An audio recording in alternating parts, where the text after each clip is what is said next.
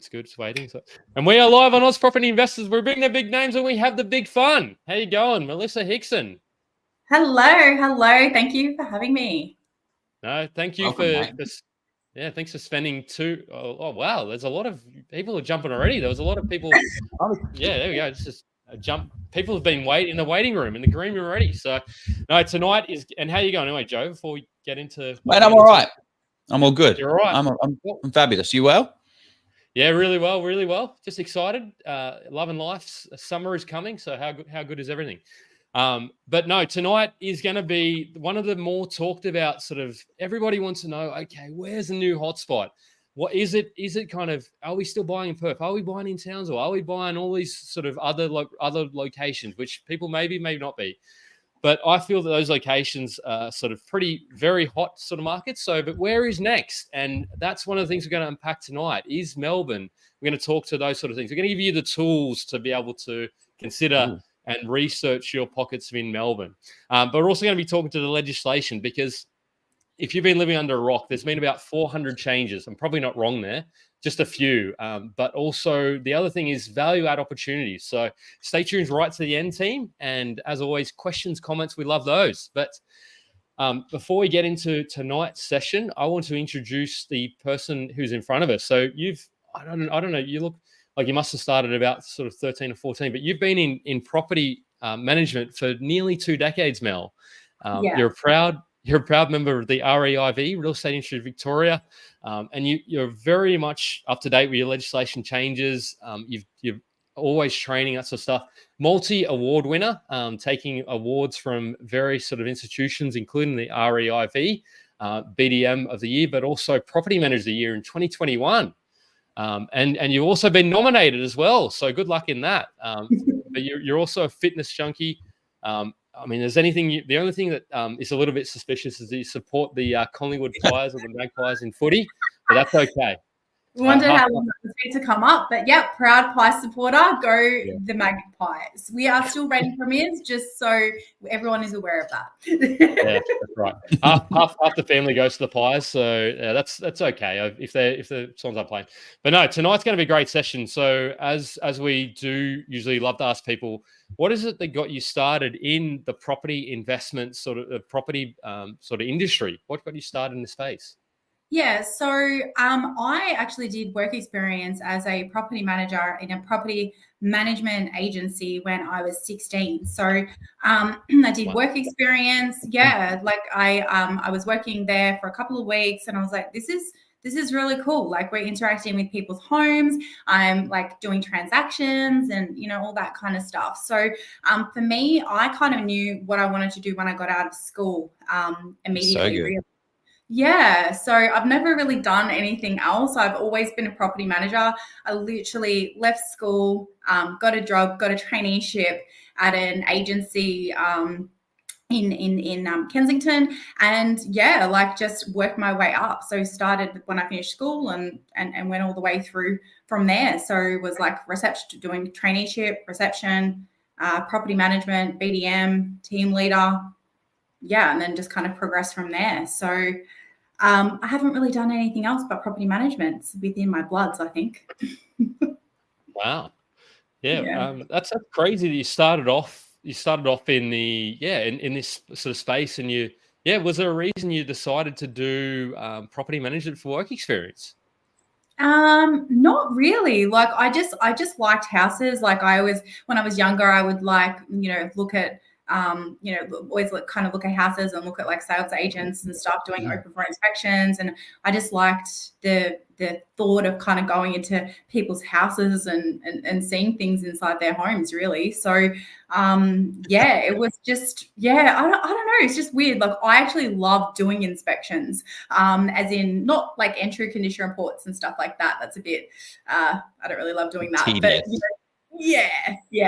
But, but kind of like going in, doing inspections and things like that. So I always really loved doing that. And when you're younger, you think property management is just all about like, going into people's houses, but it's really not, obviously. But it was just something that I just thought I wanted to do, and here I am. So I yeah, it's literally in my blood at the moment. So there's nothing else that I would want to do at the moment, which is, yeah, loving it.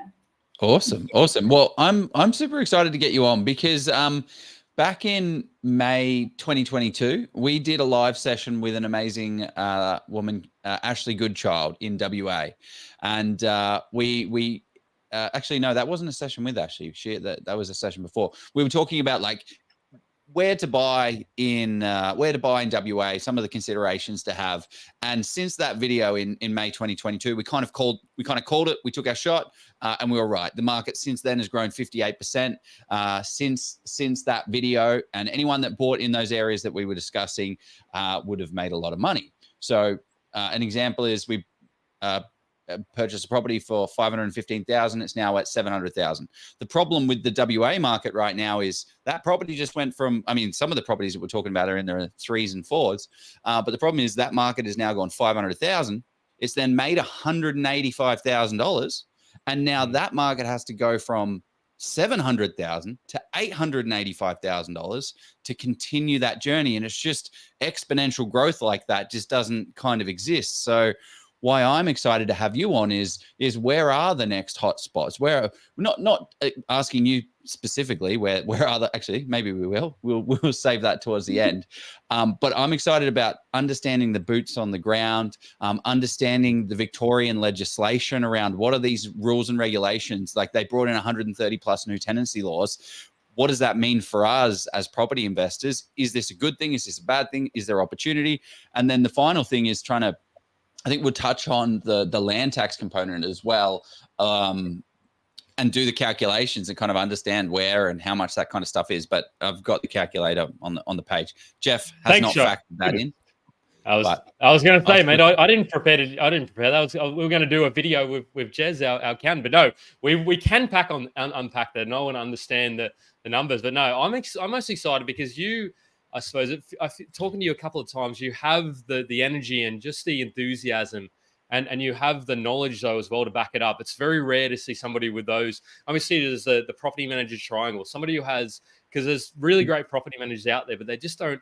They've been in the game probably 30, 35 years, and they just they know what they're doing, but they don't have the enthusiasm for it anymore. Which, is where I feel you may be better than, or you are better than probably a lot of others there.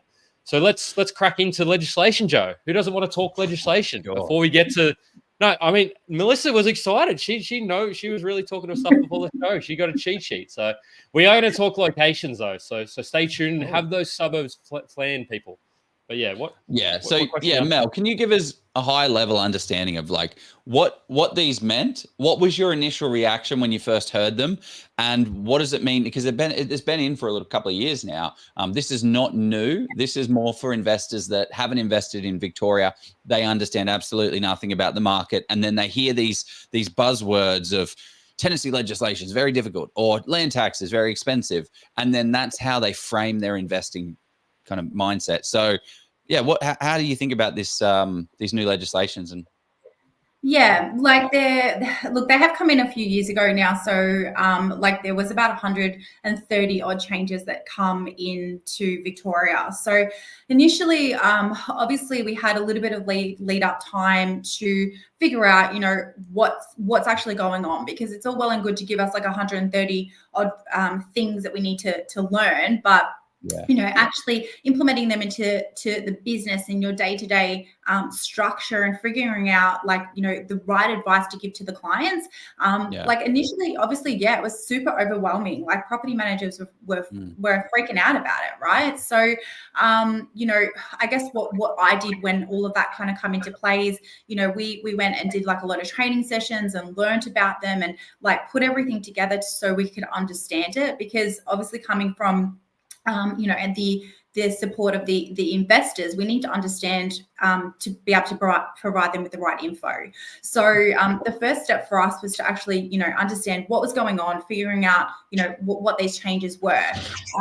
overall, obviously, they've been in place for quite a few years now. So, we as an agency, like we're across what's going on at the moment. I do feel a lot of them are in the benefit of both they're not called tenants and landlords anymore. I always say tenants and landlords. In Victoria, they are called rental providers and renters. Now, that's the first change.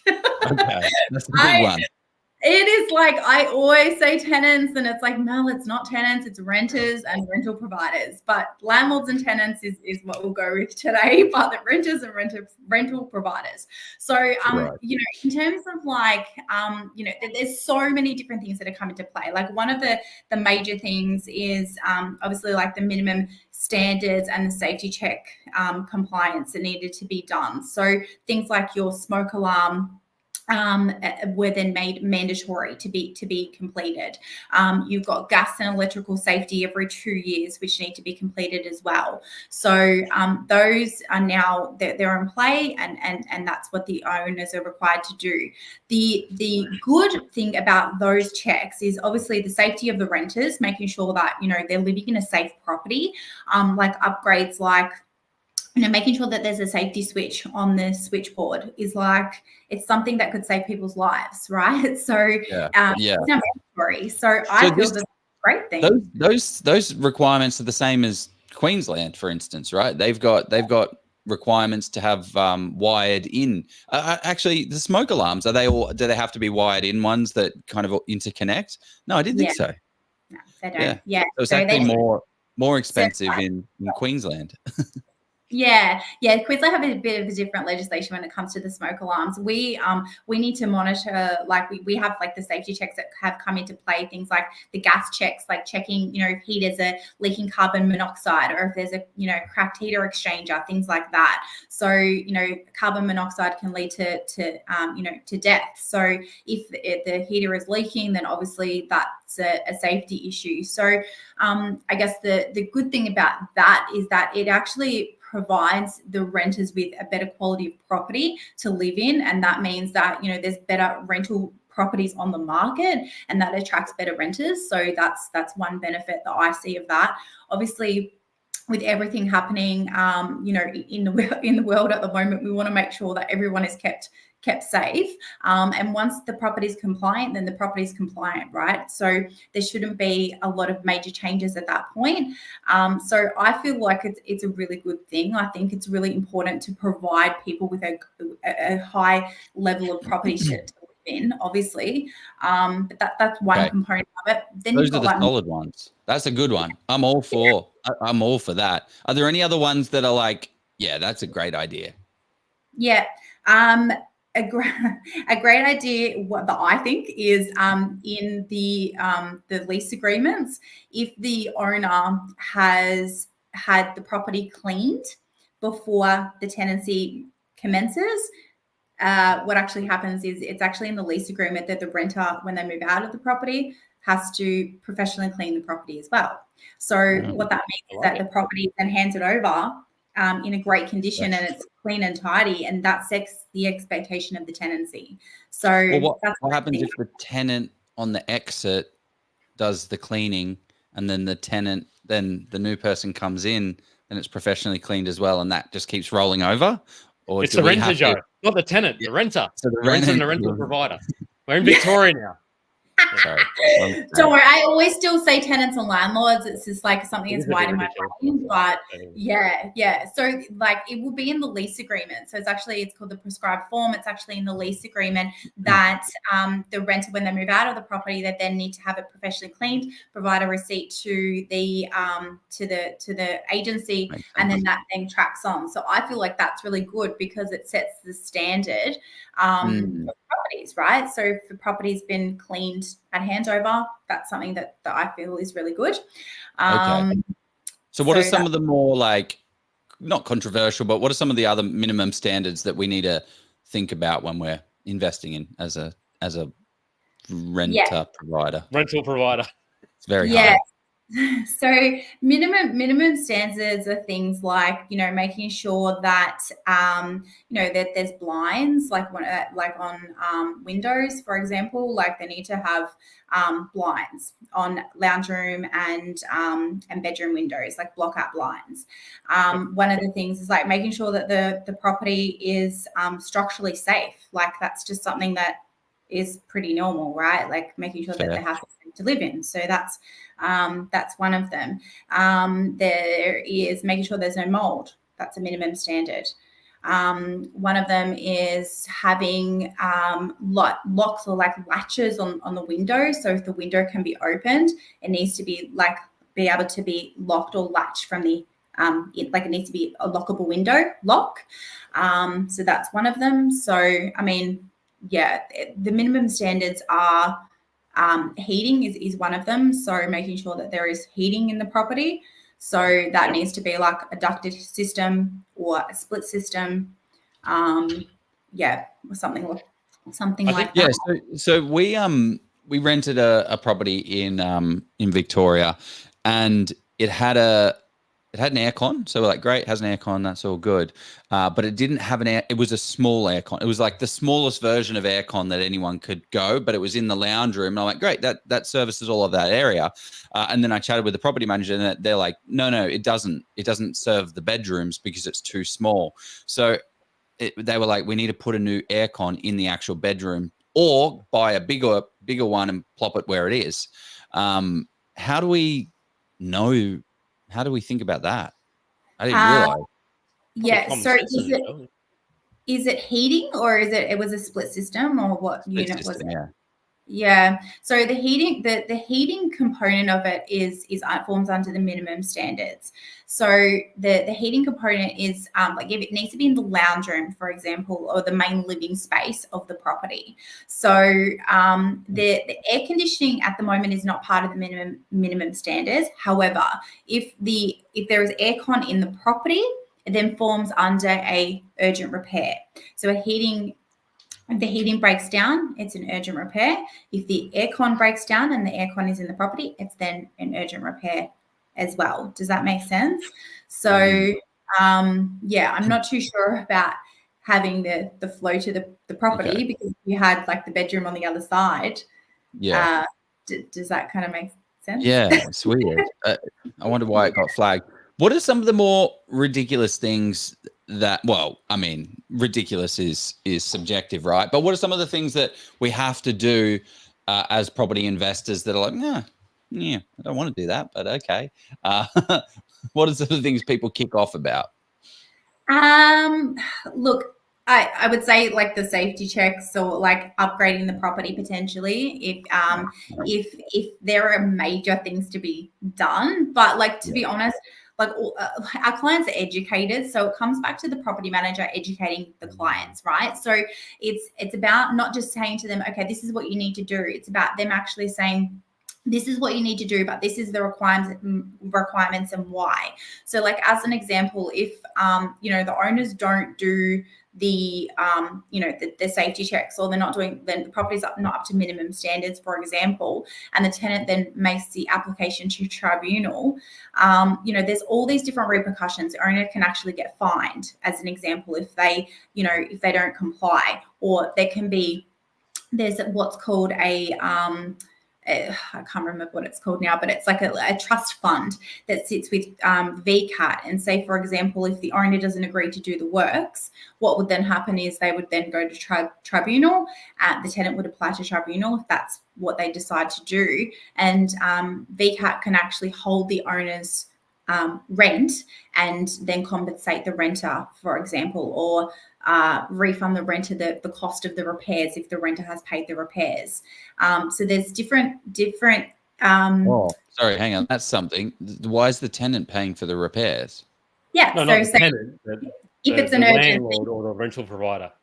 Yeah, if they're not doing repairs, say for example, if they're not educated on why they need to repair, because I just got like, we invest in we got a public property portfolio that we did last week. We're trying to build passive income to 150,000. So we've got tenants. I got an email, and the tenant wanted to changed the blinds, and there was a hole in the fly screen, and then something minor. And I was like, well, tough titties. That was my thoughts initially. And then, I then said, okay, please do it. But let's say that he goes. Oh, yeah. So just hand the admin over to me, Joe. Let me handle the admin. Okay. Yeah, actually, I might do. That would be good. But the point being is, well, what happens if we left those things? And then the vendor, the tenant then goes and takes that and gets some crazy expensive quote. Am I going to be liable for that? Yeah, no, it more so forms under urgent insurance, urgent repairs. So things so for example, in Victoria, if the tenant wanted to change the blind, the renter wanted to change the blind. I always say tenant, right? So if they wanted to change a blind, that would then form under what's called modifications. So the renter can actually do slight modifications to the property. So that might be changing blinds. So say for example, if they took off the blind, they didn't like the color or whatever, they put it in the garage, they then put their own blind on there, then they would then need to replace that blind and put it on at the end of the tenancy. So that would form under a minor modification as an example. Things like a fly screen, I mean, that's not an urgent repair. If there's a tear in the fly screen, it's more a maintenance issue. So that's not something that would fall under a non-compliance issue. In Victoria, obviously the tenant would then put the put the maintenance request into it's urgent repairs, not minor repairs. Not little nitpicking minor things. Urgent repairs. So heating not working or something like that. So we had an issue with the oven, and the tenant didn't tell us. In another property, they just didn't tell us it was broken, and they're like, it's been broken for months. Here, I've got pictures. I'm like, well, you didn't send us the pictures. And then they wanted to leave, and they made a big hoo-ha about it, and they wanted to end their lease 6 months early. And we're like, well, you can't just end your lease. And they're like, look, here's pictures of the oven. We don't want to. Here's the issues with the oven. You haven't rectified it. I'm like, you didn't tell me. They're like, great, we're going to VCAT. And I said, well, I don't want to go to VCAT. You can just get out. You sound like a nightmare. But I think the problem I have with that is though, why wasn't the property manager on that? And I hope, that to me that property manager was not Mel Hickson. That's for sure. Yeah. None of my poor experiences with Mel as the property manager. But maybe that story's not so relevant. But why is everyone kicking off about these? I'll tell you, Joe. So look, these minimum standards, yes, they're important, but because I want to get to the suburbs, I'm excited to unpack.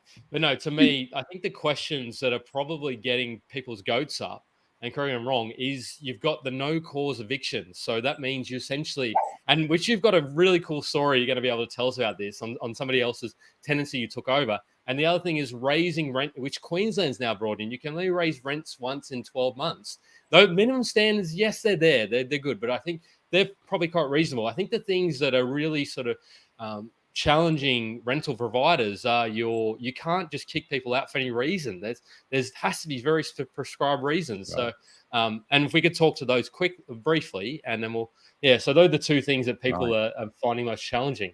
So I'll touch firstly on the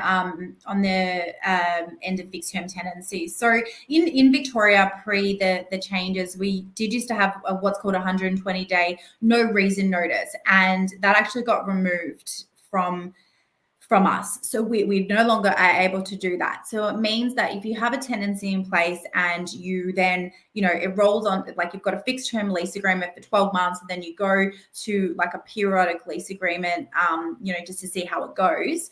And you wanted to then terminate the agreement with the tenancy, that 120-day no reason, it's not here anymore. So what it means for landlords is it's really important to, first of all, have a great property manager that actually is doing the lease renewals, not just letting the leases expire on a periodic lease. Because if there is an issue with the tenancy, say for example, the tenant is part paying rent, right? and they're paying $500 here and then $200 there, and they're not paying the rent on time, or they're not looking after the property or whatever. If you actually let the lease expire, like continue on a periodic tenancy, what that then means is that you then risk not being able to remove the renter. The way to do it is within the first tenancy agreement. So the renter will then move into the property. They will then sign a lease for, say, 12 months. Or potentially even 13 months if you're not sure about the tenancy, because that would then give you an extra month to then look at what you do and if you terminate the agreement or you don't. But once the tenancy is secured, say for 12 months, you would then do the review around 3 months beforehand. And at that point, if you weren't happy with the tenancy, what you would then need to do is serve them with what's called an end of fixed term tenancy notice. It needs to be served a minimum of 90 days before the end of the lease. So lease expires in December, needs to be served in September, right? So the problem is that if that time frame is missed, then it becomes very difficult to actually remove the renter from the property if you're not happy with them. And that can only be done in the first tenancy. Does that make sense? Yeah. So what happens, Mel, if you've got a great tenant, or on paper great tenant, first tenancy is all good, and then it goes to a second sort of lease and they start to sort of really sort of push the boundaries? What sort of recourse do you have on that? It becomes challenging. So even for like someone that's super experienced like myself, like it does become challenging, because that notice would then be null and void. Like you wouldn't be able to do the end of fixed term tenancy. It's not the first tenancy agreement. There's no reason notice or anything like that. So it would come down to the skills of the property manager to manage the tenancy as best as possible for the for the owners, to make sure that you're educating your renters, you have the relationship with them, that you can actually have that conversation with them and say, hey, your first 12 months was great, I don't know what's going on, but you need to communicate with me so I can actually tell the owner what's happening, because we're not happy with the tenancy, or something's gone wrong. It could be a marriage breakdown, it could be that they're having mental health issues, or it could be that they've lost their job or something like that. If we don't know, we can't help them, but it would come down to the property manager trying to like mitigate that issue. We actually had a client come through to us from another agency not too long ago with this exact situation, and the property, like the renter was paying rent on time, there's no issues with the rent, but the condition of the property, in my experience, it's not being maintained as good as what it could be. And the owner also has concerns about how the property is being maintained. So it's not that it's, I suppose, damaged. There's no like holes in walls or anything like that. It's, but we feel that the renter could be looking after the property a little bit better, that there could be more care, with the property, things like that. Unfortunately for this owner, when she come to me, we weren't able to actually serve her with an end of fixed term tenancy on her lease agreement, because the time frame had passed. It needs to be a minimum of 90 days before the end of the lease, and unfortunately for the client, it wasn't. So So that was gold. Like from 25 minutes, you broke down, like, if anyone is looking to buy, wind back to that 25-minute and just factor in what you have to do from a lease perspective. But is there I think that there's a whole lot of nothing. Like, it sounds like no cause of eviction. It's not ideal from a property investing perspective, but it's also not like the end of the world if you're going to get a good tenant. I think this is where a property manager becomes a far more valuable piece.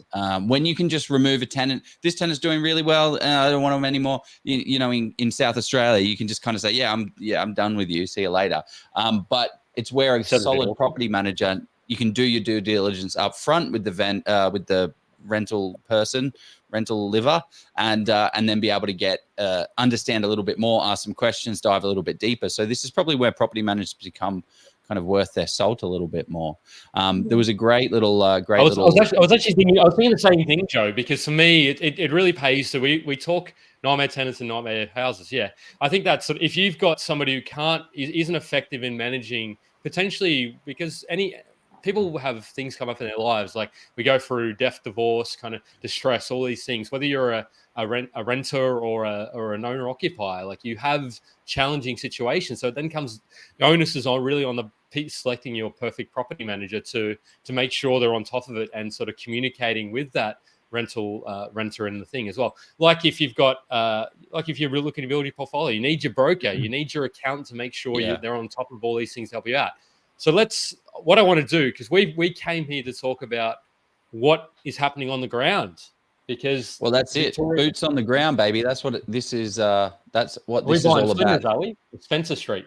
Yeah, we're gonna. So what we're gonna do? What are we gonna do, Jeff? You tell us. No. So what we're doing, so Mel, first off, I wanted you to set the scene, like, because you focus on not the whole of Melbourne, because it's a huge kind of metropolitan area. What are the areas that you like map out exactly where you sort of look at and what's unique about that areas? And we'll sort of start to, if people want to start hear about particular areas, let us know and we'll get to as many as we can. But set the scene, like where do you look after and what's unique about the parts that you do?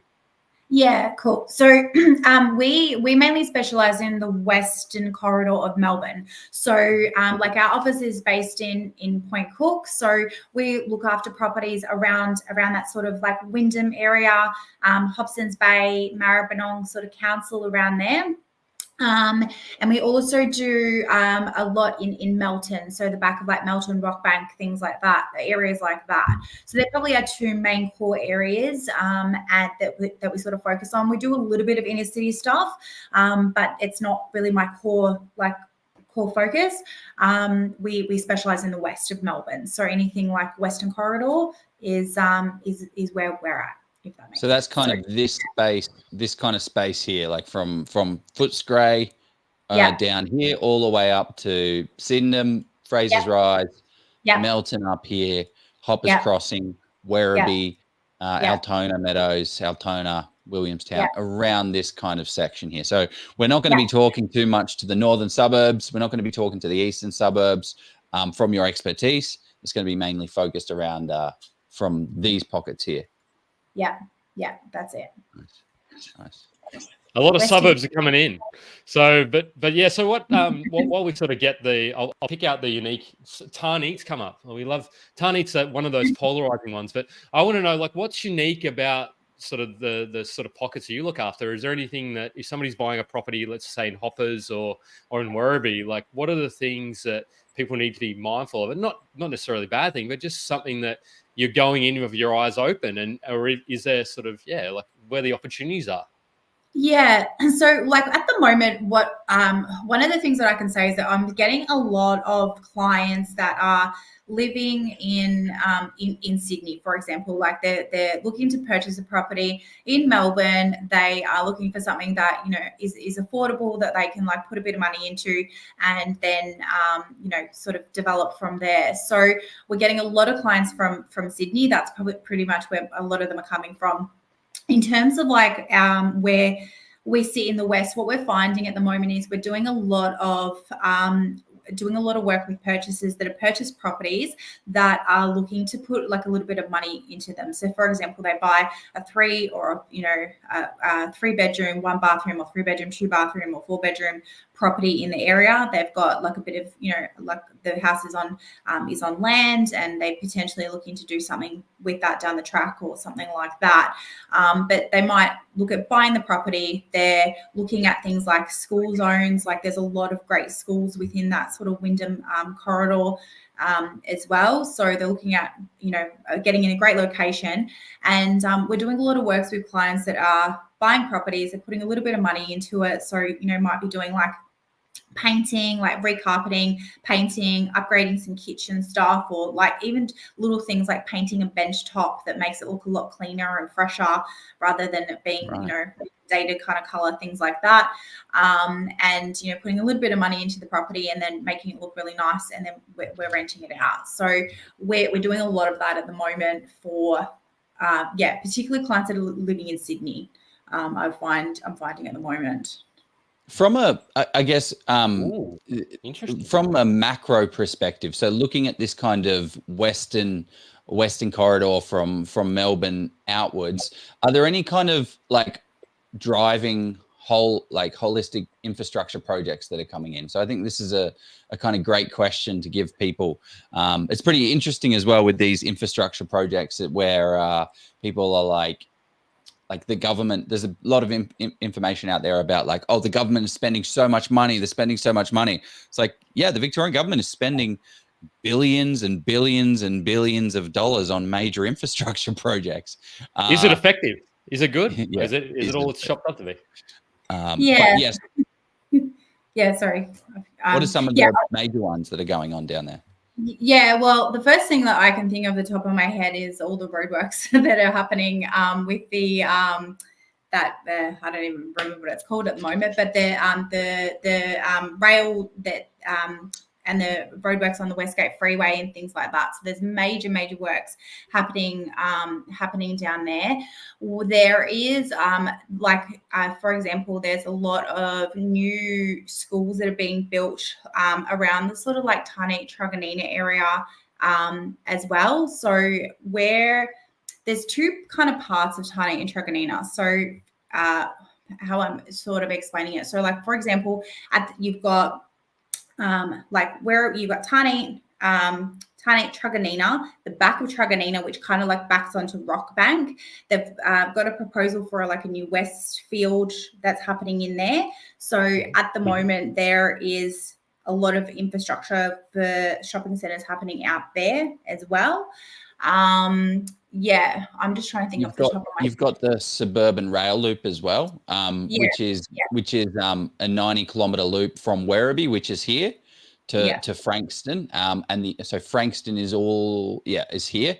So we've got all of that there, and that's going to be the suburban rail loop. So that's billions, right? The estimates, I can't remember. The estimate was 50 billion, but it's gone a bit above that. Melbourne Rail Link as well is another one. Northeast out here, Northeast Link project that's going on, which is going to be an upgraded like ring road that is going to help fluid transport and people movement. And then obviously the big one, the tunnel. Yeah, so like the tunnel's pretty controversial, isn't it? How's it all tracking down there? Yeah, I mean, look, it's pretty hectic at times.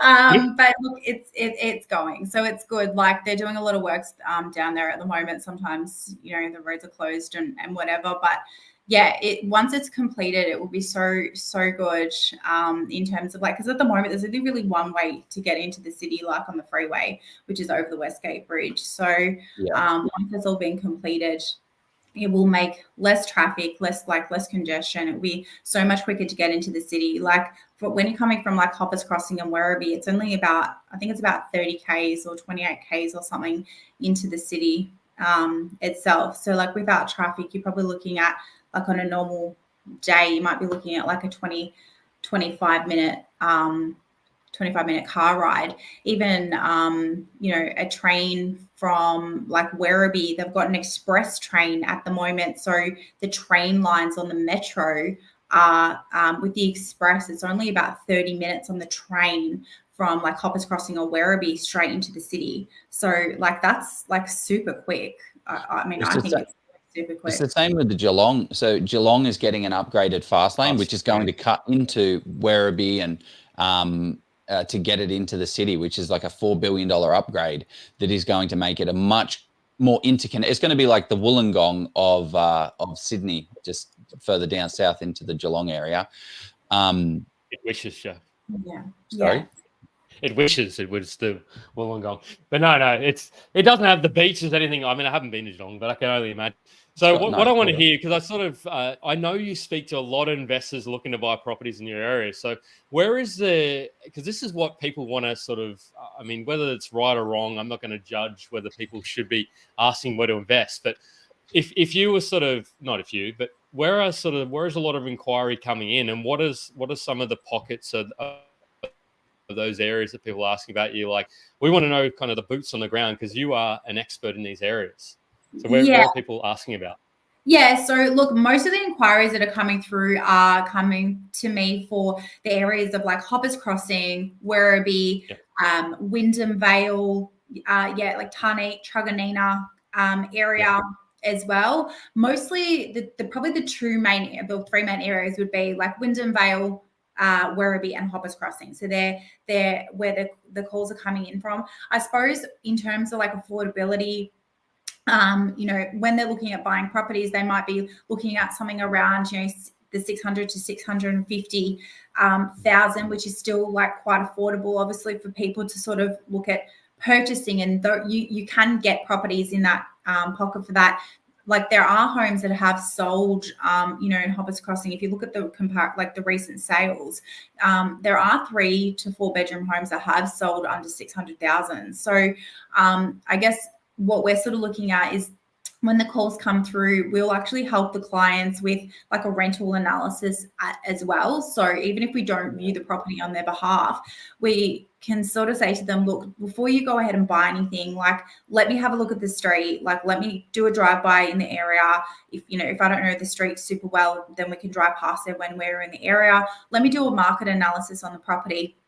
And then, we can at least give the client the right information about like if they, if we think that the area is good or it's not. But most of the inquiries are coming through from like properties that maybe again, they need to put a little bit of money into, like a little bit of upkeep, potentially, just, to make it look a bit fresher and cleaner, because those properties potentially are not, might need a little bit of work, or might need to put like a heating unit or something like that in there. So why are these areas getting so much attention? I mean, what are the kind of draw cards to them? Yeah, I'll use Hoppers Crossing as an example. Like there's a lot of really good schools in that area. Like you've got Bogbridge Primary School, you've got Cambridge, Mossville Estate. Like they're all really great areas around the Hoppers Crossing area. They're also really good in terms of schooling.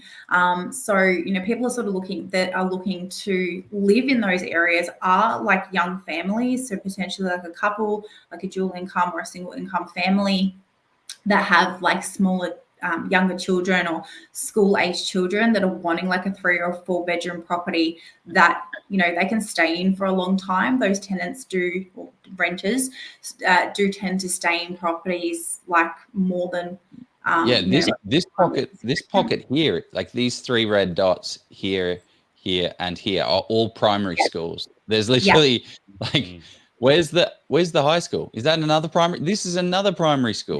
Cambridge up there. There's Woodville just down there. There's Wellington, Wyndham Park Primary. Yeah. There's another one. Oh my gosh. Do they have high schools? Yeah, we've got high schools. We've got like Hoppers High, which is like on the other side of Penang Drive. Yeah, we've got Hoppers High. Then up towards the Tarneit side, you've got Thomas Carr, which is like a private school as well. So that's a high school. If you want to go really fancy, you've got Westbourne Grammar down the end there. It's a bit further up. But yeah, the main one in that high school in that area. There's also like another college up Sayers Road a little bit as well. So there's more primary schools in that area, but I suppose more of the people that live in that area, I would say in terms of tenants would be like young families. So that kind of makes sense. Yeah. Sorry, go Jeff. I was going to say, and this is where knowing and speaking to your property managers in the area to really understand, because this will dictate what tenants you should be sort of expecting and all that sort of thing. Because I think what you're sort of pointing out there is likely the pockets of these areas. Because if you just look at the data, like the data is one thing, which we've assumed that you know how to look at the data, which is great. We could do 15 sessions on data, and I'm sure we'll do another one of these days. But it's more about, if you're not going to go to these locations and actually drive around the streets and do it yourself, you really need to understand if you're not buying Hoppers Crossing, you're buying a street in Hoppers, or a house actually. Yeah. I mean, you might be buying. So it's then sort of saying, okay, yeah, if you just look at data for Hoppers, it might sort of say it looks great. But if you buy, for example, if you zoom in, Joe, closer to Truganina, I'm calling it Trugs or even Tarney, like I imagine, like what does it look like up towards? Is there a different sort of type of tenant again versus compared close to Williams Landing, which is only 5 minutes, but. Yeah, so like Williams Landing is like pretty much kind of Point Cook, so which is like a bit more, like it's a lot more expensive. Like Point Cook in terms of like to purchase in there, it's a lot more expensive. The rents are a lot more expensive as well. So it comes down to affordability for people looking to buy, I suppose. But in terms of like Tarney, Tarney Truganina, so you've got like how it goes is like Hoppers Crossing. The next one is like Truganina, Tarney. They're kind of like on the side of each other. There's a lot more high schools in that area. So you've got like you've got Westbourne Grammar, you've got Thomas Carr, which is like on the borderline as well. There's like another one. Just up the road of Sayers Road. So there's like 3 kind of within a pocket of each other up there. So I suppose the demographics might be a little bit, I suppose, like older like larger families with older kids or something like that. I'm finding that we are getting a lot of, to be honest, I'm getting a lot of single parents at the moment. So like single income. Yeah. I'm not really sure why that is, but we're finding that's happening. Which area, sorry? Like, overall really, but like in like Tarney Truganina at the moment, I'm finding there's a lot more like single parent families. So which is fine, because some people, if it's like a couple, sometimes only one person works anyway. So, it's about the affordability of the renter, I suppose. But yeah, like people that are sort of looking, even at Tarney, you've got the train station, the V line, which goes straight into the city as well, goes straight into Spencer Street. So that's like a 20-something minute train ride as well. So it's like a V line as well. So the train system around the area is super good. They've got like, the Werribee line, Hoppers Crossing, Williams Landing, Laverton, Aircraft, like they're all like train stations that go straight into the city as an express line, and the Tarney one as well. So it's really easy to get into. People work in the city. It's like super easy for them to get there. So, but obviously a lot of people work from home too. So, yeah. What I'm hearing is I'm hearing there's a lot of potential sort of opportunities in these sort of pockets in these areas, which a lot of people are saying investors are selling left, right, and center because of the land tax and all that sort of situation. So they're the sort of areas I feel we've spoken to. What I want to sort of hear is the areas that you may sort of want to be a little bit cautious of. Like which of those sort of pockets in the western sort of corridor that you are sort of focused in, that people should be, just sort of mindful of before they buy it? Yeah, so like one of the areas, like this is my personal preference, right? So this is not like, so a disclaimer. But one of the areas that I don't like to manage in is in Werribee in the birdcage. So I call it the birdcage. So it's like, hang on, if you know. Where's the birdcage? The birdcage is like around Rosella Avenue, Parakeet. Like at the back of the Pacific Werribee, but like on the other side. So look, this is my own personal preference. The reason why I say that is I suppose just the quality of renters. Like it's all well and good to purchase a property, but if the quality of renters that you're attracting is not the right quality, then like it's not the right investment property, right? So I just find that the quality of renters in that particular area can be quite hard to get a really high quality renter, because that's all we want, right? We just want like the best quality person to go in there, so the property's looked after and the rent is paid. So that's my personal preference. So for me, I would say, so if a client had called the office and said, I'm looking at a property in this area, that would be my feedback to them, in terms of like it's a little bit like rough around the edges, I suppose. Like it's being mindful as well. So we're looking at the Hoppers cube, the little Hoppers quadrant where it's got the big square. So where is that around? Like, am I looking north, south, east, west? Go towards like the Pacific. Is there a particular Yeah, so like Rosella Avenue. parakeet? Rosella Avenue. Yeah. So it's called the birdcage because I think the reason. Yeah, or it's similar even in Orlane or Corio. They've got the Funny. falcon. Yeah, so Cassowary Avenue, we've got Lorikeet, we've got Eager, we've got Jabiru, Bower Drive, Cassowary, Songlark, Wattlebird. Okay, so this is where it starts to get a little interesting.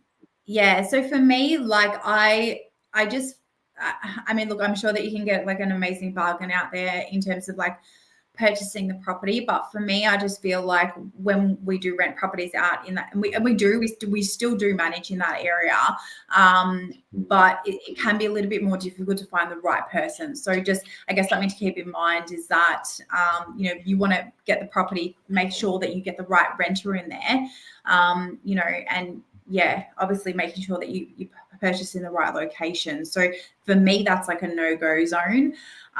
In terms of like if I that's my preference.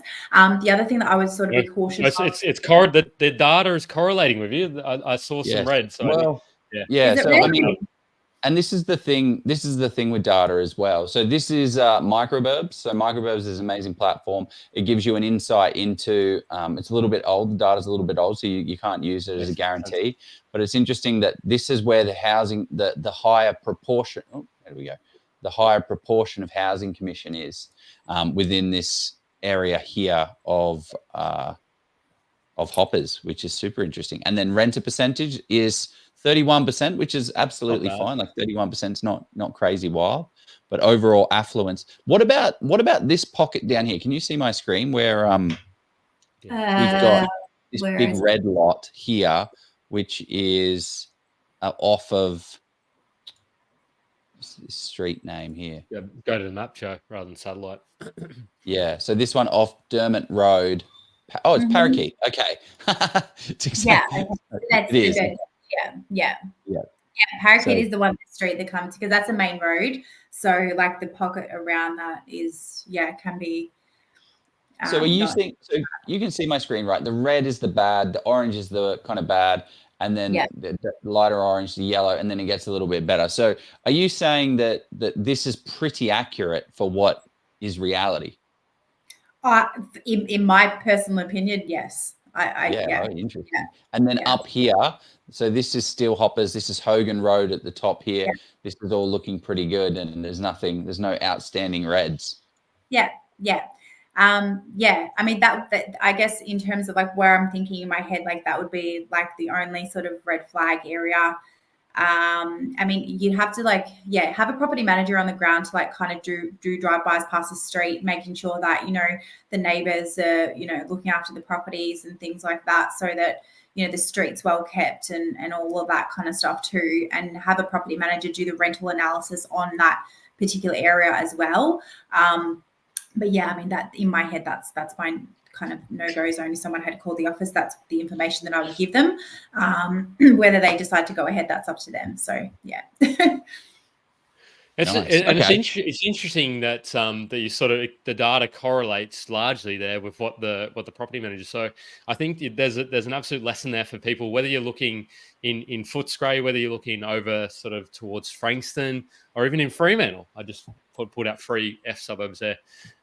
You sort of want to make sure you do these checks and then sort of have the chat on the ground and get and this is how you'll sort of really start to nail the 1%ers that start to get you that better property investment that hopefully sort of sees more capital grow. Even like with sorry to interrupt, Jeff. So even just like with the valuations, like, you know, we get a lot of like people that would ring up the office and say, hey, like, you know, the sales agent had valued the property at this amount.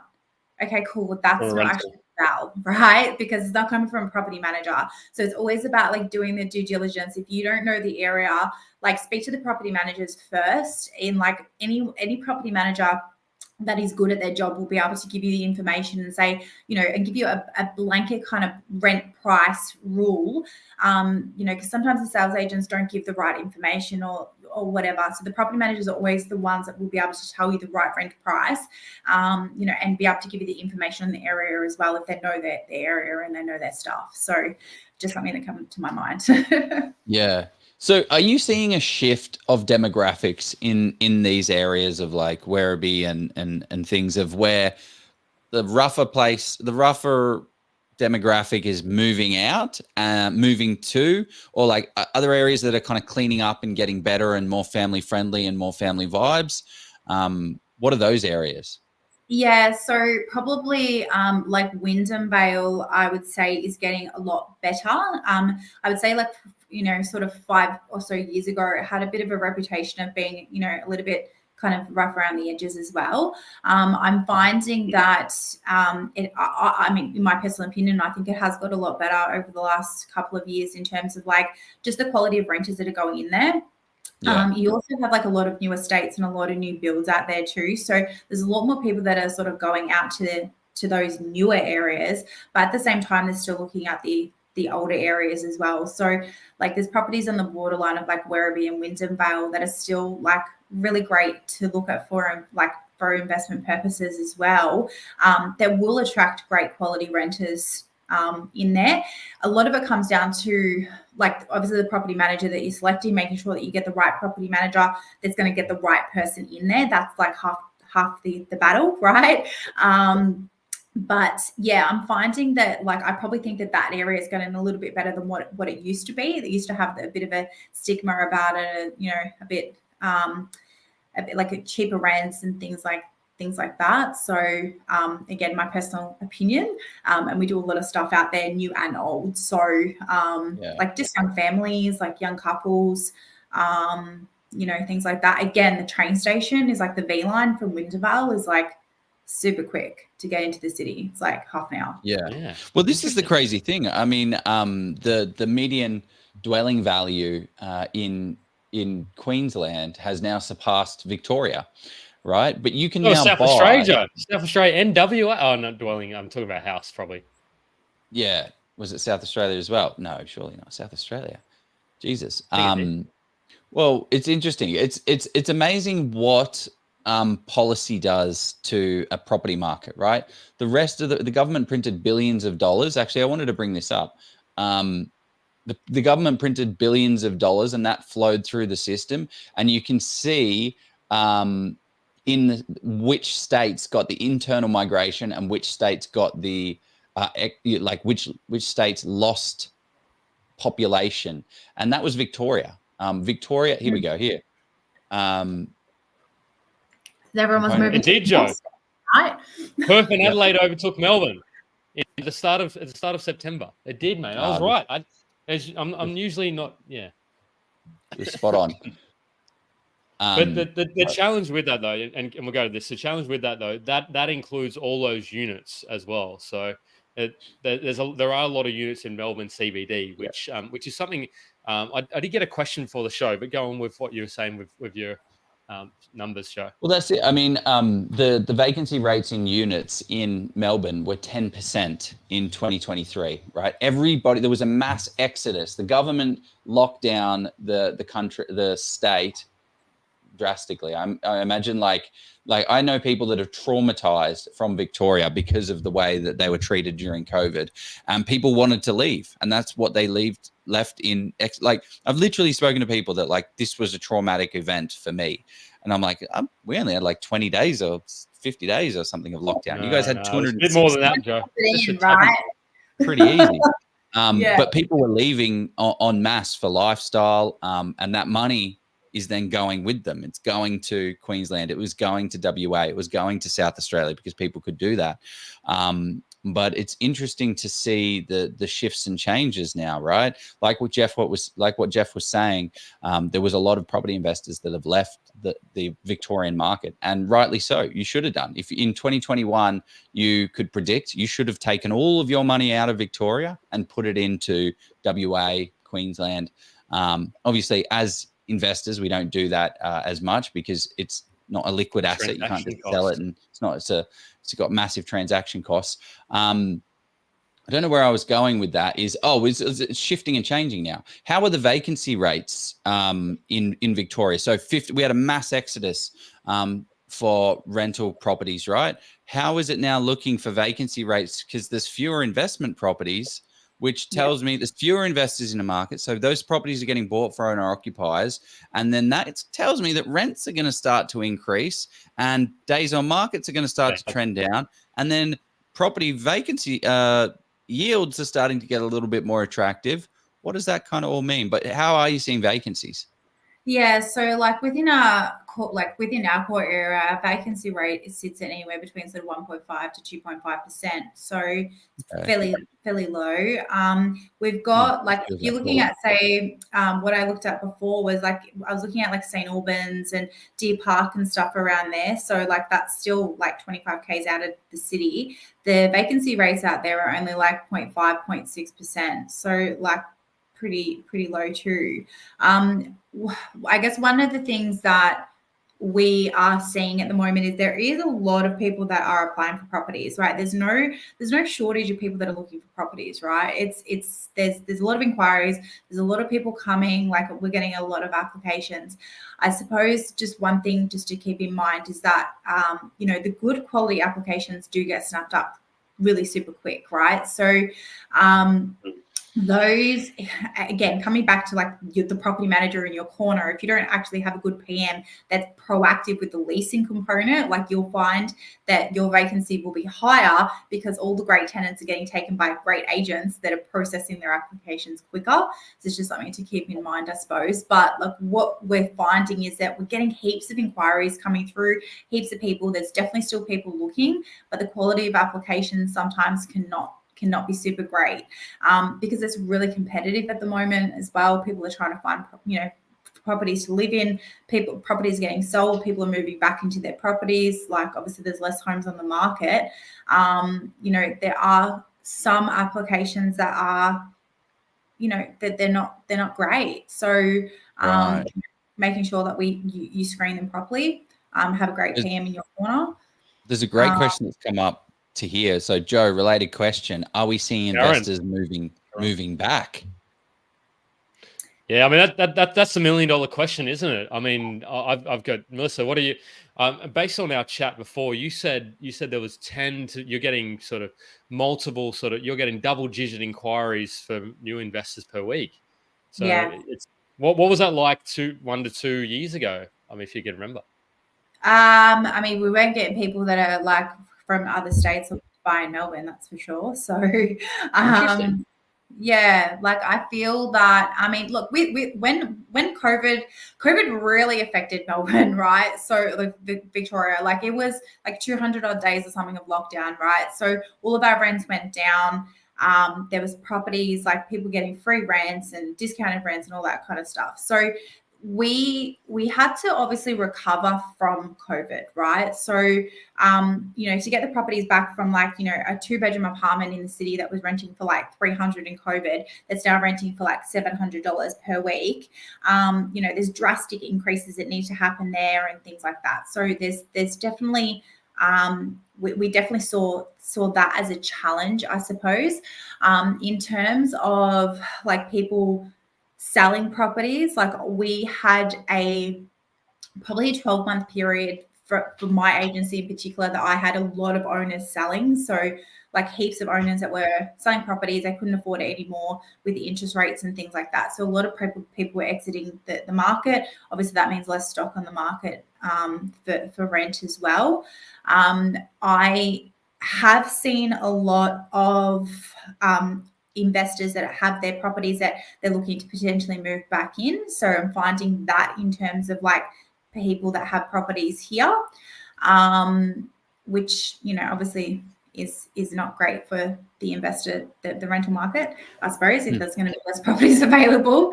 But that's interesting though, right? Because this is what we've been talking about. We had this mass exodus of everyone leaving Victoria, almost everyone except for Dan Andrews and Mel were hanging around. And now there's people coming back, but where are they coming from?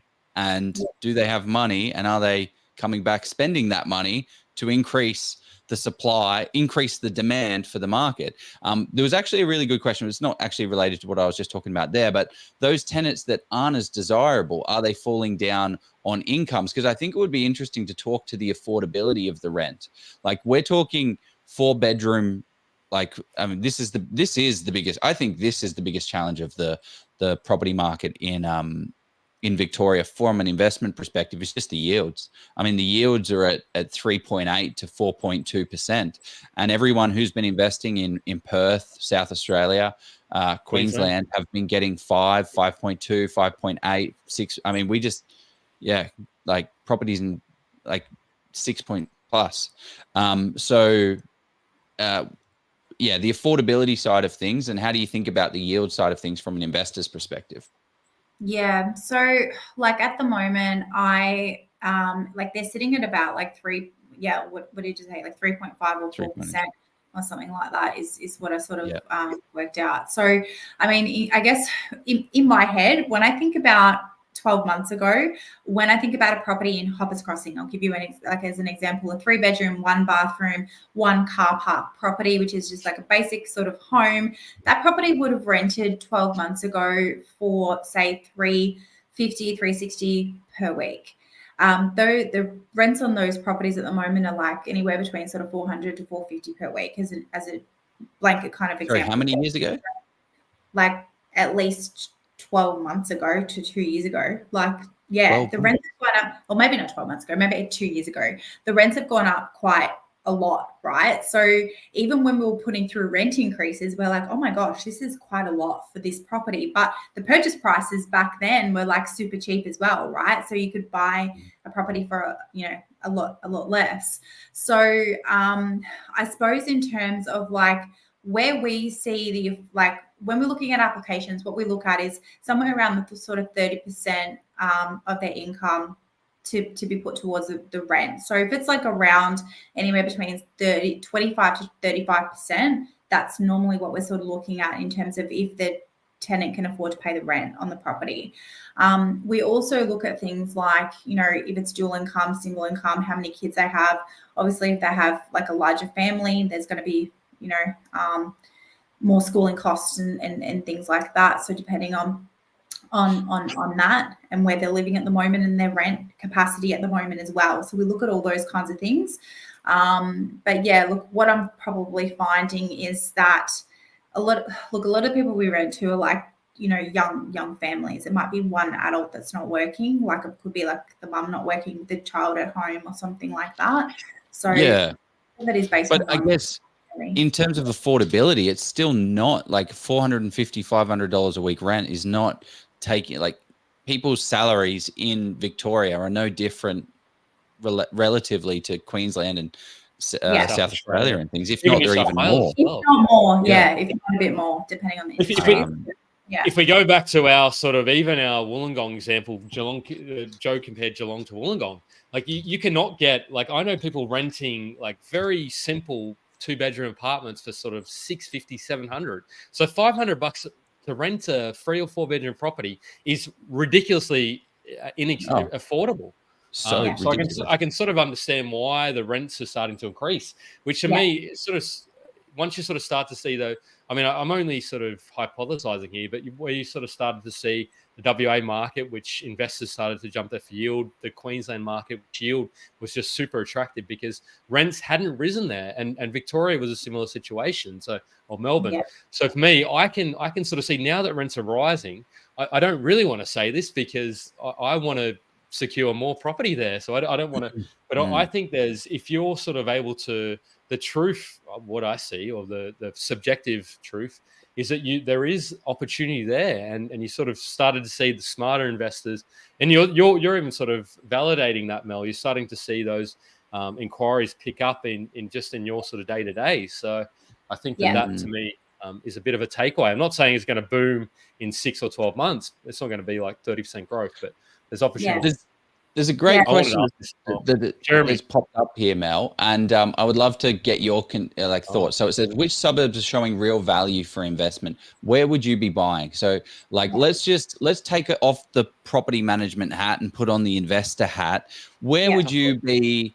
Let's say you have $500,000 to $550,000 and you're willing to do a little bit of work. You're willing to do a little bit of renovation. Where would you be putting your money right now?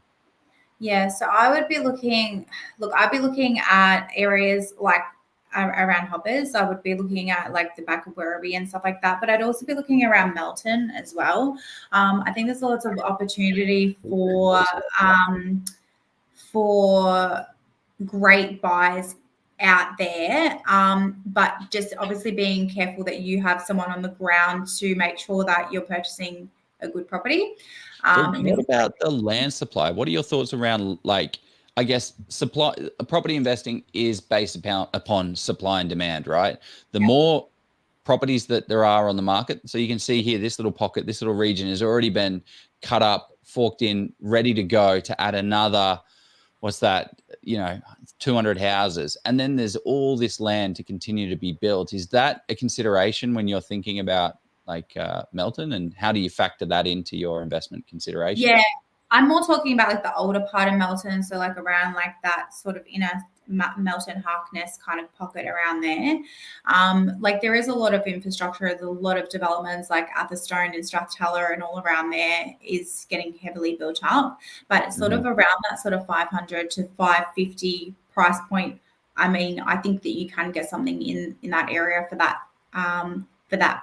price if you put like a little bit of capital into the property, and you're looking at, even if you're looking at buying a 3-bedder and turning it into like a 4-bedroom kind of property, or like putting a wall up or doing some paint and carpets and things like that, you'll be adding value onto that property as well. So yeah, but just obviously making sure that you have someone to sort of look at that. Or I would be looking around Hoppers. I think you can still get really great properties around there that is, it's on big land. There's so many schools, like there's so many great schools in Hoppers, like especially like Bellbridge Primary, things like that, Mossville, Cambridge, like they're all really great schools. And I do think that you can get something really good out. So 550 is a bit tight though. So let's go 550 to 650. If you had 550 to 650, where would that money be going? Yeah, I'd still be looking in Hoppers or Werribee. That's where I would be looking. Yeah. Werribee has a bit of a reputation. What are your thoughts about that? What are your thoughts about reputation and what it actually means in terms of property prices and value, I guess? Yeah, again, depends on like where you buy. So if you're looking at the birdcage, obviously that's a no-go zone for us. Or for me. But yeah, I don't know. I don't think Werribee, like it's the same as Wyndham-Vale, right? Like I said a few years ago, Wyndham-Vale had this thing about, it wasn't a great area to live in. It was like a bit slummy kind of thing. Like I don't think it's like that anymore. We're doing a lot of properties out there at the moment that people are purchasing in those areas. So I guess again, looking at like the street, like what's surrounding the street, is it well maintained? Does it have a good reputation? Are the schools like that are close by, or the transport that's close by? Is there any like red flags? Having somebody that actually can go past the street and have a look at it, making sure that it's all the way that it should be, is really super important. So I mean, we work throughout all of the west of Melbourne, right? So like there are some areas that are not great in the west of Melbourne in terms of like, just the quality of renters, I suppose. But what I'm coming from a rental side, so we want to make sure that we get someone that is going to attract a really great tenant too, So I think there's something in that sort of, you say that it's purely from rental, but for me, you really want to consider one data point, and it's not necessarily a data point when I'm sort of selecting investment properties, is do people actually want to live in that area? Because if they're not, then owner occupiers aren't going to buy there. And then you sort of, then it's a flow on effect, and you sort of start to attract those sort of a less desirable area. It's not to say that, look, we've seen in the past sort of 5 to 10 years, you've seen growth in pockets of Logan that weren't considered desirable, pockets of Mount Druitt, which maybe that's 10, 15 years ago, pockets of northern parts of Adelaide, like your even sort of Armidale. I know Joe hates Armidale, but it still grew, like it doubled, and even sort of pockets of, there's all around the country. But I still like to sort of think that if there's an area that somebody wants to live and owner occupiers moving there, and the data lines up, to me, that's ticking all my. Something that Brian talked about was, and this is back to the Melton comment, he wasn't convinced, and I think this is a great comment, that land supply is a restriction on growth. Because cost of subdivision and build may push prices up in some areas. So it's not to say go and buy Melton or don't buy Melton. You make your own decisions. But I think that is a pretty valid point, because until you start to see the costs of new builds and that subdivision sort of start to sort of look at the same price of existing, maybe there's opportunity there. I mean, maybe there's not. You have to crunch your numbers. And I think actually the key point of this is, I'm not convinced that land supply is a restriction. It's not about like the access to land. It's also how the council distributes that land and gets the new builds onto the market. Because I've looked into Melton a little bit and got down into the council side of things. The way that they release land is very slow and in a very staggered place, so that the property market remains consistent. Whereas if you go to a property market like where I don't know, like north of Perth, where they've got what's that place called? Just a whole heap of land. They just pump new house and land packages, and they have no rhyme or reason to it. So it's not just looking at the green space on a map and saying, oh, there's a whole heap of land supply there. No, it's like there's a little bit more that you need to be thinking about and doing the due diligence on, which is pretty important.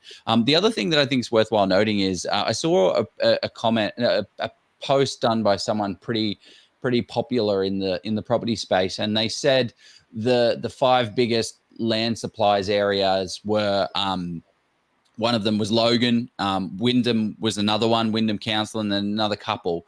And it was like, I had people reaching out, no, we like, Wyndham's not an area that we want. Someone said online that we shouldn't be buying there because of land supply.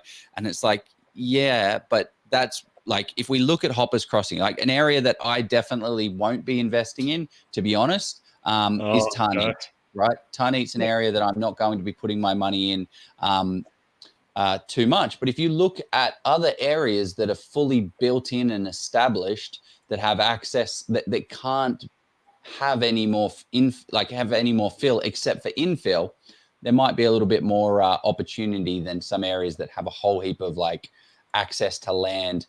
But again, it all comes down to the councils. Like you can even see in Tenant, like the council is pumping through, and like Tenant goes all the way to like Rockbank and stuff. Like it's Tenant, Truganina, like it's pretty much on the border of Rockbank. So it's like it's huge. It's a huge area.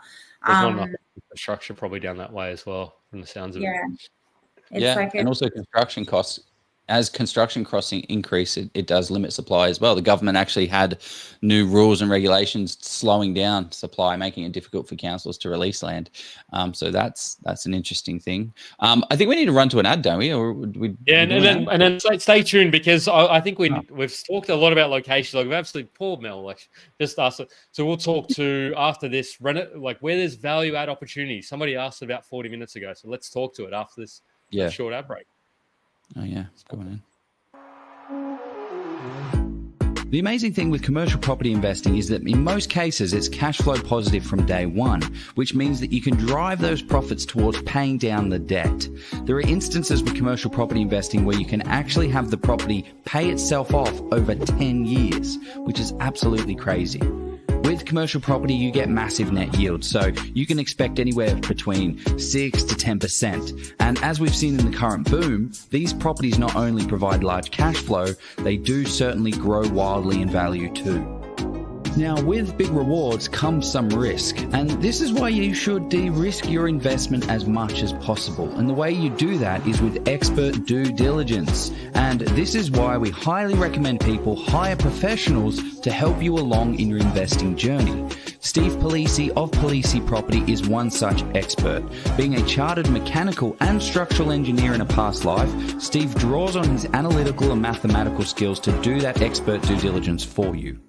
With 6 years experience in the space, Steve has over 1,200 property transactions under his belt. He's the guy you want in your corner, crunching the numbers and finding the best properties in the best locations, along with ensuring that you avoid the mistakes. Steve has actually even written the book on commercial property investing in Australia, and not only is it a bestseller, I believe it to be the most comprehensive in commercial property investing on the market today. He's been generous enough to give us a massive discount for our audience of 50%. So use the code OZPROP, click the link below, get a copy today, and start learning and getting on your commercial property investing journey.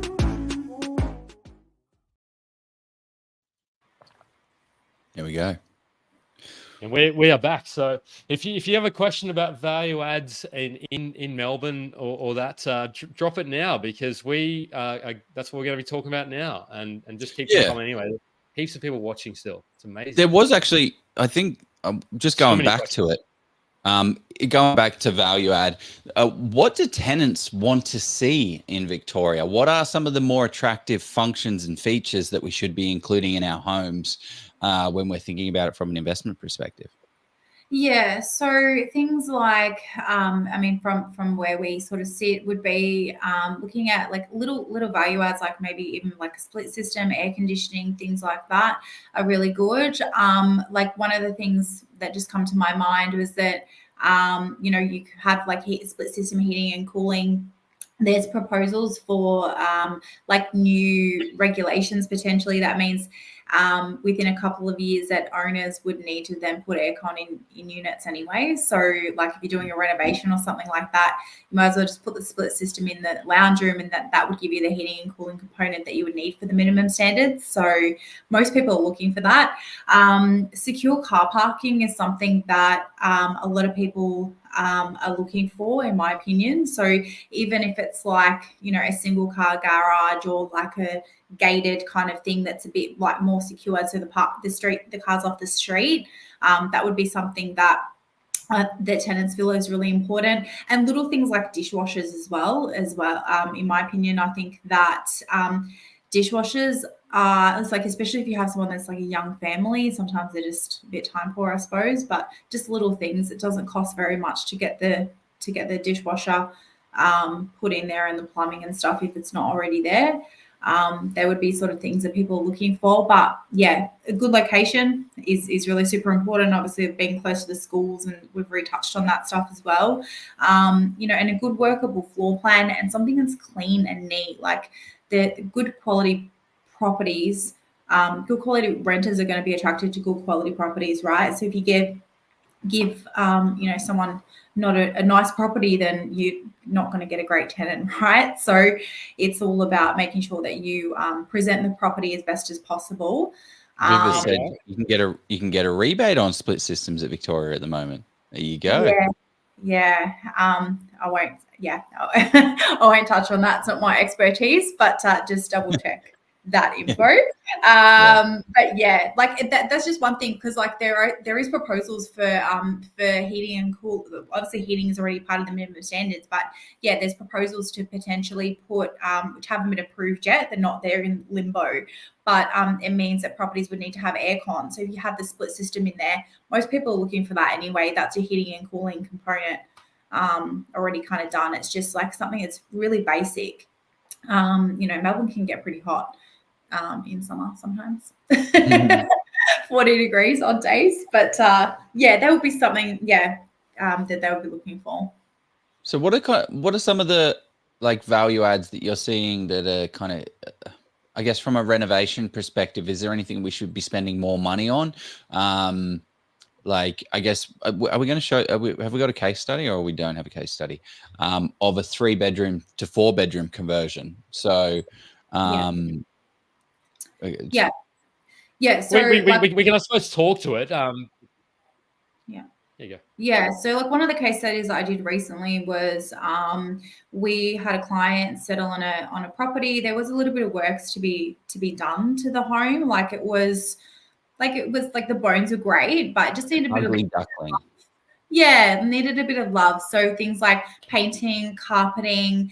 There was one of those old wall heaters that were like a gas, a gas wall heater that was in the wall that actually was not working. It had been decommissioned because of carbon monoxide. So we then had to take that out of the wall. We then needed to plaster that wall, and then we then needed to put a split system into the main living space. So we did that with the heating and cooling component. So we also added in the floor plan allowed for a space for an extra wall, which would mean that that 3-bedroom property then converted into a 4-bedroom property. So the way that the lounge room was actually configured was I guess like a bit of an L shape. So when you kind of walk in, you have the entry, and then it's got like a hallway and like the lounge room, and it had like a little component that you could use as a study or a spare room. So what we did is we actually closed off one section of the wall. We put a door there, and that then became the 4th bedroom. The other thing that we did in that property was only 2 of the original bedrooms had built-in robes. So what we did is we put a built-in robe, a freestanding built-in robe in the 3rd bedroom at the back that was already there that had no robe, so that there's now 3 bedrooms with built-in robes, and the new one didn't have it because it was just a bit smaller than the other one, but that created more storage. So like that's a massive value add. So we originally appraised that property when we did, the owner did settle on it. We appraised that property at around the sort of low to mid 400s. Wow. Like around, I can't remember off the top of my head, but like just say 420. 420 to 430. 450, something like that. Yeah. So that was a 3-bedroom, 2-bathroom. Then once we did the works and it was cleaned up and it looked nice and beautiful, and we're ready to market as a 4-bedroom property, was marketed at $500 per week. So huge value add. The valuation sits about 480 to 500 for that property as a 4-bedder.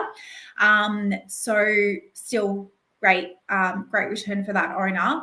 Also, property looks amazing, so it's like attracting great tenants, and obviously there's a value add in terms of the money that he's put in there, and it's now become a 4-bedroom property. So that's just how much did it cost to do all that sort of work? So I imagine, I don't know, maybe 10,000-20,000 or roughly around that, maybe. Yeah, about 22,000 it was.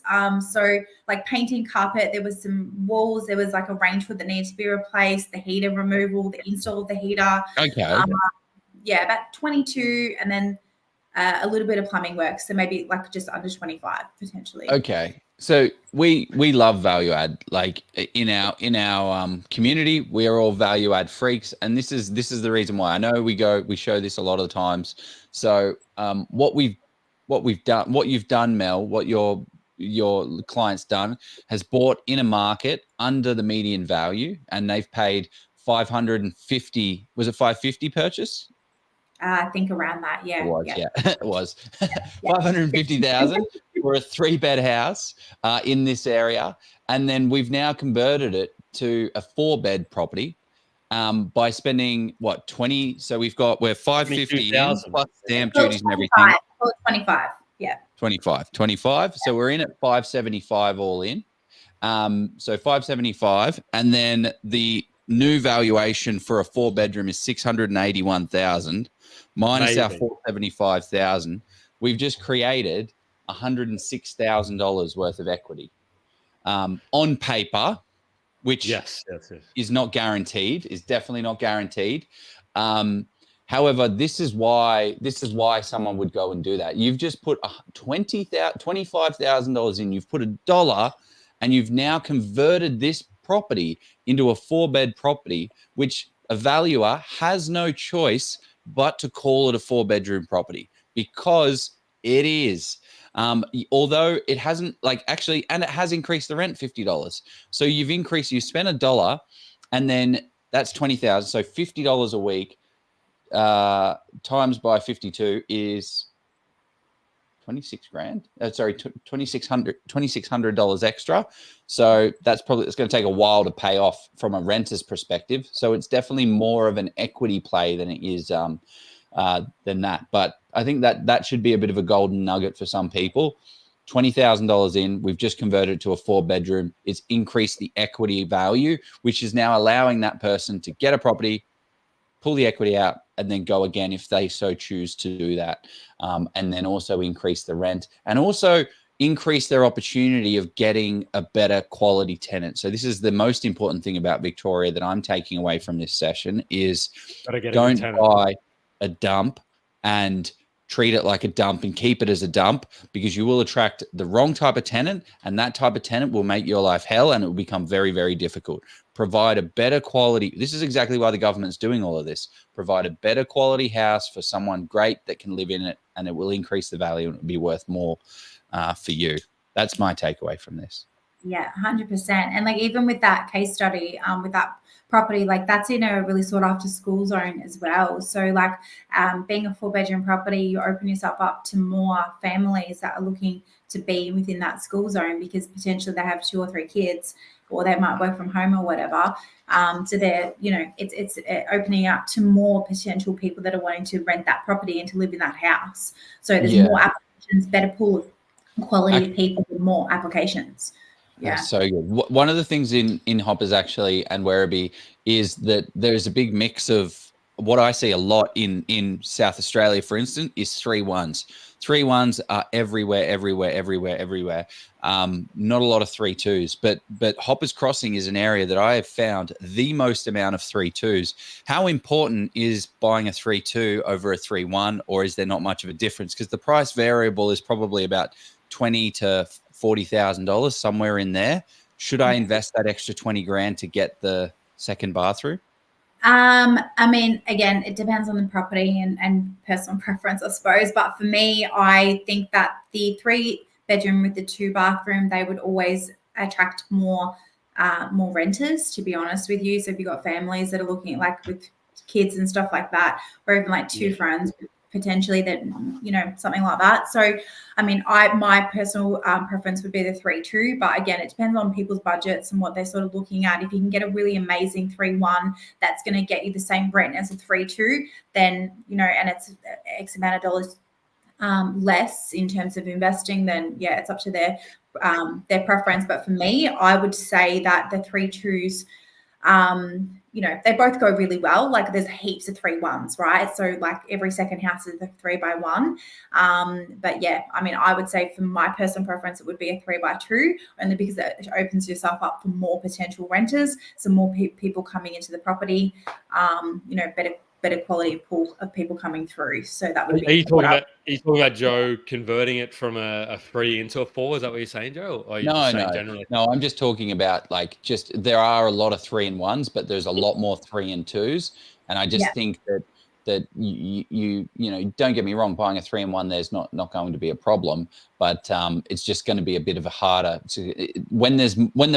you've got to buy to what the product is in the area. You don't want to be buying if there is 1,000 4-2s and there's only 1 3-1, you might have a bit of a challenge when everyone's expecting that product to be a 4-1. So I guess you just got to buy to the market that you're in. I'm a little bit concerned here that we've sort of we've unlocked some potential. Well, it's good, but I'm just seeing it because I what we're sort of seeing here in the west of Melbourne is probably likely happening, and I'm sort of hearing it as well. I'm hearing a lot of sort of people. You can sort of pick up those development opportunity blocks in the east, and you can pick them up still relatively cheap compared to what you can then sort of have that value add opportunity. Where I sort of wanted to go with that is, what are your thoughts? We spoke about this before the show. Is granny flats, because we had that sort of legislation and it was able to be, but you're sort of saying it's still not really happening. You don't sort of see it. What are you seeing with granny flats at the moment? Are they an opportunity? Yeah, I mean, look, there's definitely an opportunity there, I suppose, in terms of moving forward. But we're not seeing in our area, to be honest, we don't see a lot of that. So we don't. yeah, it's very rare for us to see that. One of the things, I suppose, in terms of like putting something at the back of the property is obviously making sure that you do it right. So making sure that, you know, everything is like subdivided correctly. The you know, power is all like separately metered, and you know, in Victoria you can't charge, for example, like water if there's only one water meter, but you've got two properties. You know, you can't just split the water. You have to, like, it needs to be individually water metered, for example.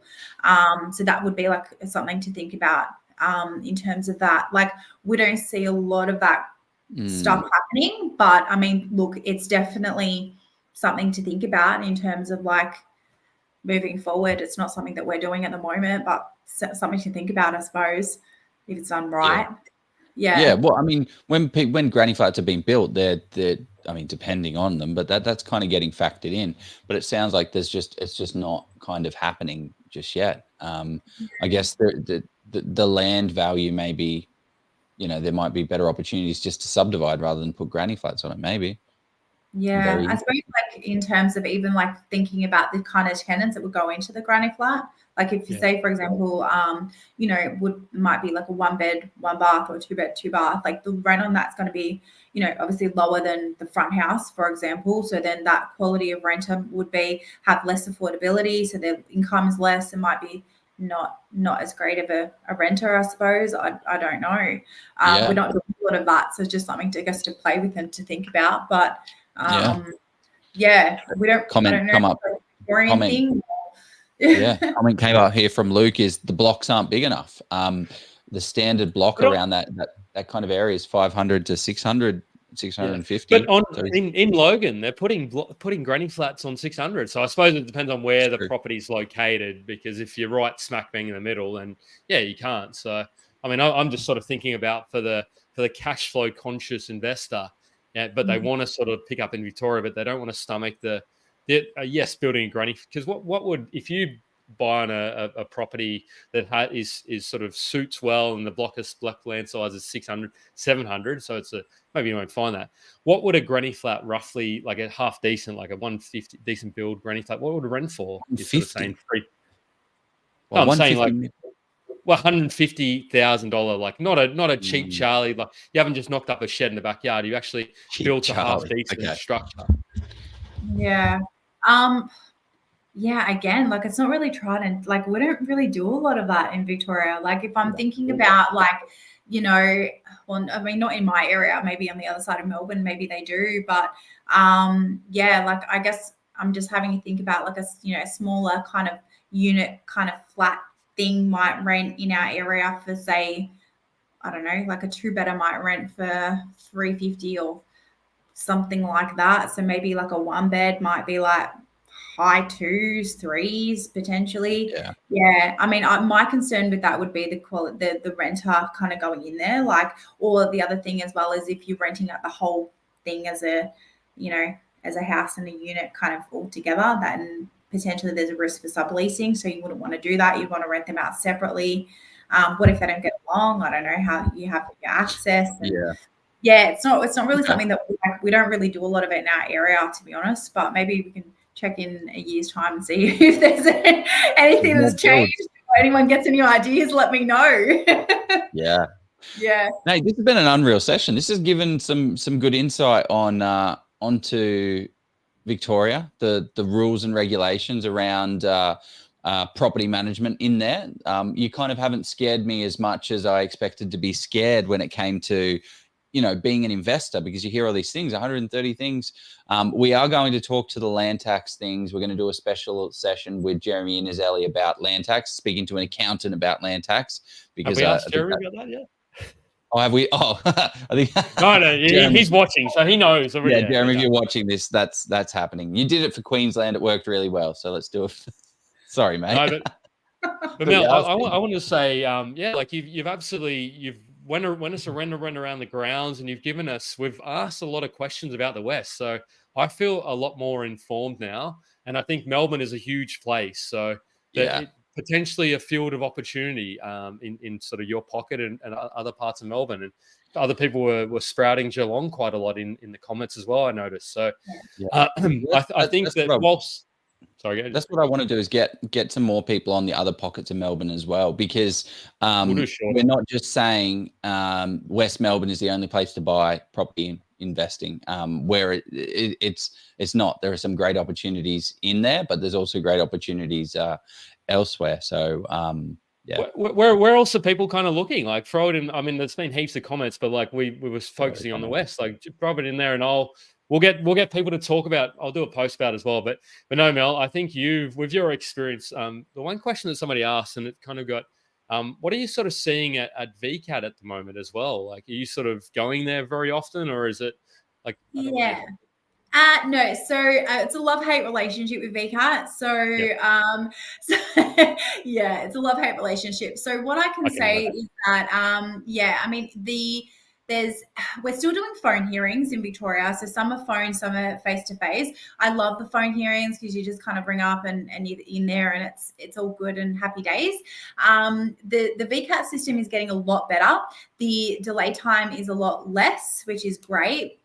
The backlog from the whole COVID thing, like that was like a 24-month kind of backlog with everything that was kind of happening. It was pretty full on. That's now sort of coming to an end. That's all kind of being cleaned up. VCAT is been a lot better. Just one thing I suppose to note is that if you are an interstate investor, so you live in Sydney, you bought a property in Melbourne, it's actually not through VCAT. If you go to tribunal, it's through the magistrates court. So it's similar but not really the same. So again, your property manager needs to be. Look, it's our ones. Our ones are done through like WebEx, and it's actually wild because what it means is that we're actually sitting in the courtroom digitally with like some criminal, like people that are like not criminals, but yeah, I guess like people that have be like convicted as criminals. Committed crimes. I'm like, am I in the right place? Like, what's going on here? And like the first time I did it, I was saying to the girls in the office, I'm like, I'm not sure if we're like in the right place here, but no, we were. It was just you kind of have to sit. It's like a Zoom thing, and so if you don't live in Melbourne, it's not through VCAT, it's through magistrates. And magistrates, the process is a lot better. The court thing is a bit more annoying, but it's on Zoom, so it's like you just kind of wait in the waiting room. But your property manager again needs to be trained up on like what to do, because that's like another thing that kind of come in with the changes is that like if you don't live in Victoria, it goes through the magistrates. So it's getting a lot better, to be honest with you. It's a lot more systemized and processed. Half of them are on the phone and half of them are not. But yeah, it's getting a lot better, Just one thing that I just thought about before was one of the things that I see, sorry to just butt in here, but just if I don't say it, I'll forget. One of the things that I see is that when I speak to people that are looking, like people are looking to purchase properties, and there is an existing tenant or a renter in place in the property that they're looking to purchase. One of the things that I like strongly encourage you to do is actually look at the tenancy ledger. So like I had an instance when I had a client that purchased a property, had an investor in a tenant in the property. That sales agent said that the tenancy was all good. We took over the file and the tenancy was not all good. The tenant had always been paying rent late. They were paying like 10 to 12 days late every single time. And the issue is that if you obviously buy the investment property, you buy the tenant, right? If you don't like purchase it with vacant possession. So it's always really super important to get the tenancy ledger actually checked out, because if you don't, like you inherit that tenancy. And that owner, that was just one of our case studies that come through not long ago. So just something to think about when you're purchasing. If you've got already a tenant in there, just get the tenancy ledger checked by a property manager.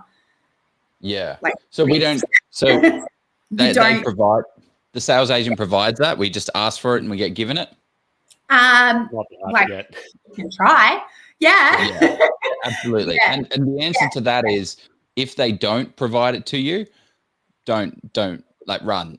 There is a problem. Be very, very careful and cautious. If the agent says, no, you can't have that. Well, I'm inheriting this tenant. I need to see it. Otherwise I'm not buying the property. Okay, Yeah. you're not buying. Good, thank you. Save me from wasting my time and energy on this. I think your chances of getting it, Joe, are probably about 1 in 10, roughly. Because if you got to put yourself in the perspective of the sales agent. That's an extra thing they have to go and get that from. And I mean, depends on the market. Well, 1 in 10's not right. Bring the property manager and go and get it from them. I mean, no follow. Yeah. Anyway, we'll have to do a straw poll on it. People start asking me. Let us know how you go getting these rental ledgers. Yes. Yeah. Keep us posted. And also, there's not the terms of how many properties go on the market with a tenant in place are very minimal. They're more done off market deals.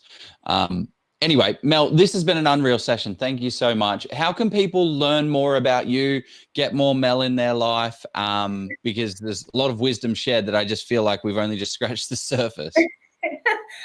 Yeah, like you can contact me. I can, like you can contact me through my LinkedIn if you want. My Melissa Hixon on LinkedIn. I'm pretty active on there. Or you can, my business page is, my business is called Prime Residential. So we're a property management agency. We specialize in property management. So feel free to reach out. And if you need my contact details, you can speak to the boys or I can pop them through. Or happy to help with anything that anyone has any questions with or anything like that. So a lot of the information I've just given is just like based on, my personal opinion and what we do and how we sort of run and what I'm seeing. So hopefully it has been helpful to everyone. And thank you so much for having me, guys.